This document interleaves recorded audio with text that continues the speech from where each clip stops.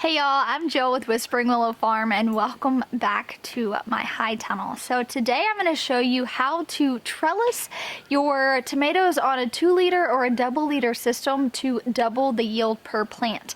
Now, it was last week actually that I posted about the umbrella trellising technique with your cucumbers to max yield, and now we do something similar but a little bit different. A few months back when I was in the greenhouse seed starting all of my things, I pruned the top of my tomato plant and forced it to create 2 main leaders. If you want to go back and reference that video to really see what I'm talking about, I'll leave a link up here. But essentially, instead of having 1 main singular leader of my tomato plants, I create 2 leaders, and by doing this I am able to double my fruit yield per plant. Each plant will yield me about 50 plus pounds, which is a really big deal, especially if you are limited on space. So I'm excited to walk you through this and just how easy it is. Really kind of my goal and my vision for this year and years moving forward is to teach backyard gardeners professional growing techniques just to max out their yields and abundance in their backyards and their farms and their gardens. So I'm really excited to dive into this. So before I walk you guys through the step-by-step how to do it, I want to share with you guys some of the benefits and why you might want to do this. One, variety makes a huge difference just in what you're going to yield, how you're growing, etc. That's something you'll hear me talk about a lot on this channel, is make sure you're choosing the varieties that fit your needs best. What is your why? For my family's why, it's production. We want to grow food for our family year round. We're also selling our food, and so we really can't compromise on varieties that aren't going to produce us the most amount.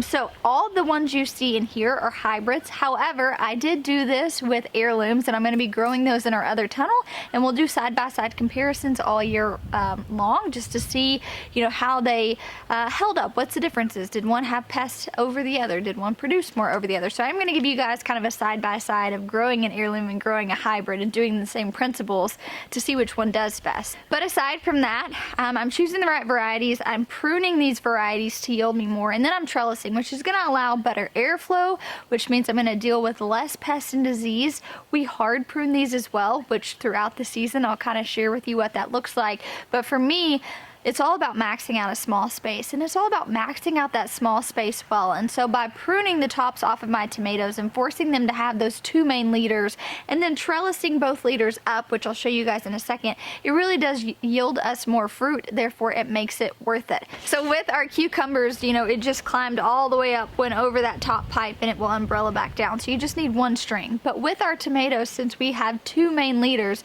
you are going to need 2 strings per plant, but you're able to get through this pretty quickly. All right, so to complete this trellising system, you don't need a lot. You're gonna need some sort of twine. We are using, you know, a twine that can be composted.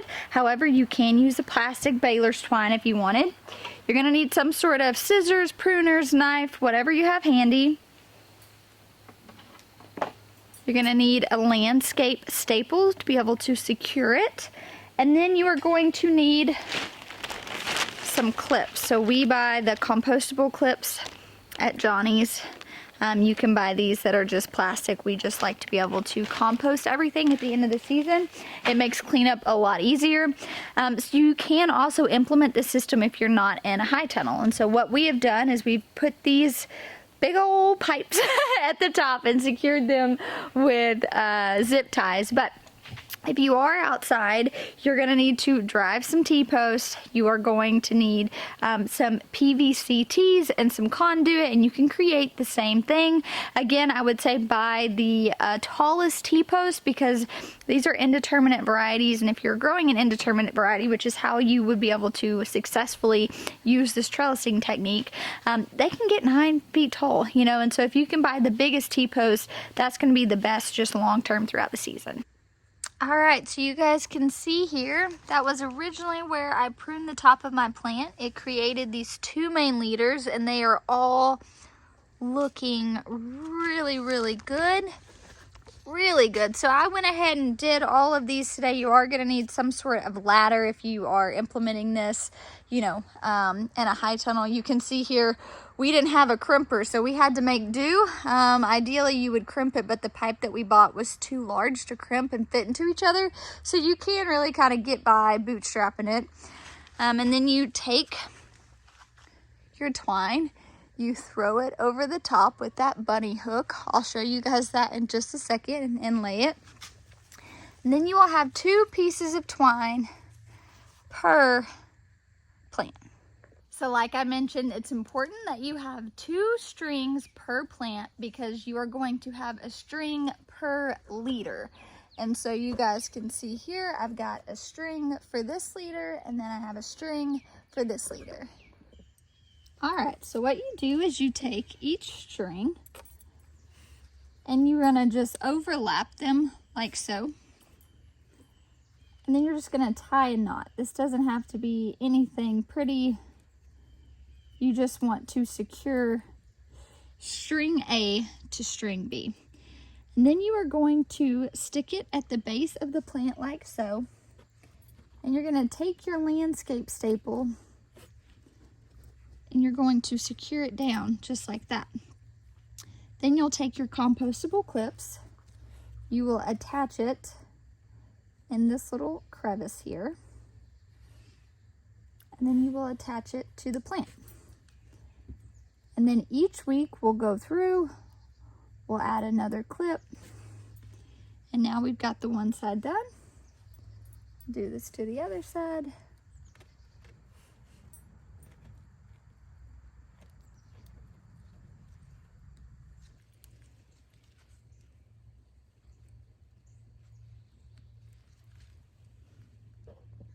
All right, so here we have the twine secured at the bottom with the landscape staple. We make sure that we have the twine in this little crevice here and then attached to the plant. And then each week as the plant begins to grow, we will continue to just trellis it all the way up. And so it'll grow all the way to the top. And then some of these will even come back down. So you can see here that this is string because it's secured at the bottom, is adding plenty of stability, and the more you clip it, it's keeping it secure to the string as well. All right, you guys, it really is as simple as it sounds. The hardest part of this is going to be moving the ladder back and forth to throw your strings over. A couple things I will note when you are picking out your pipe, make sure it's strong enough and sturdy enough if you are doing, you know, large slicers, something like that. And make sure that your strings are the same length and they are long enough because you want that landscape staple to go all the way down into the soil. If it does not completely grab a hold, it will end up popping out and you'll have to retie a string later, and trust me, you don't want to do that. So learn from my mistakes. Make sure that your string is long enough, that it's secured well.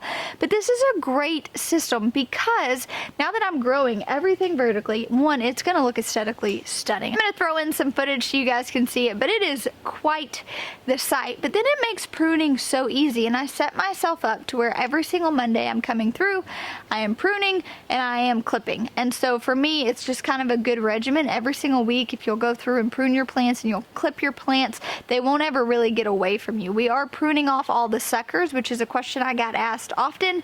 We are pruning all of our suckers off. We are just mainly leaving the foliage directly over the cluster and leaving the bottom really open, because what this allows us to do is we have the ability now to interplant. And essentially what that means is you're just growing 2 or more varieties in the same bed. And so for us, we can grow our tomatoes, but then we can interplant with things like baby green, spinach, radish, things like that. And then as the plant begins to grow, it will offer some shade for those things that really enjoy the shade during the summer heat.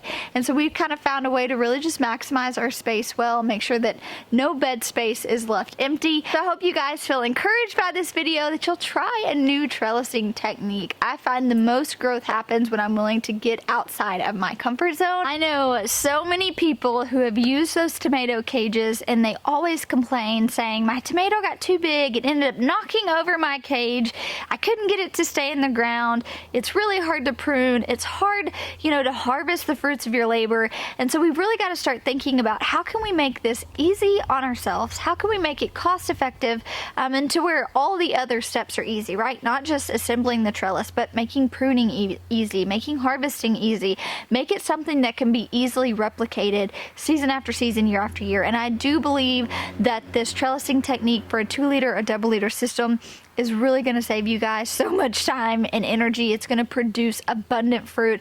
And the great thing is, if you did not hard prune your plants to that 2-liter system, you can implement this on a single liter as well. It is still going to allow a lot better airflow. It's going to make pruning a lot easier. It's going to make harvesting a lot easier. And it's just a great option to have your plants grow vertically and produce a ton. So I hope that you guys are encouraged that you can implement this system in your backyard, whether you have a high tunnel or not, and to really start thinking like a professional. How do you want to grow like a pro in your backyard just to produce the most abundance for yourself? And it doesn't mean you have to sell. For us, we want to grow food year round. We want to be less reliant on the grocery store while also providing food for our community. So there's a lot of reasons why we adapt the techniques and the principles that we do on our farm. It really is out of necessity. It's kind of why we started, and now I couldn't imagine another way to go about it. And so I'm happy to be able to kind of share all these different techniques and tips that I've learned through the years mentoring with other farmers, and hopes to show the backyard gardener how to, you know, implement some of those professional techniques themselves. So I hope you all enjoyed this video. I hope you guys get outside and start trellising your tomatoes for abundant yields this season. I cannot wait to continue to share with you guys those side-by-sides of the hybrids and the heirlooms, and just to really give you guys a start to finish idea of what this looks like for us and what it could also look like for you as well. So if you want abundant tomatoes, get busy trellising. I'll talk to you guys soon.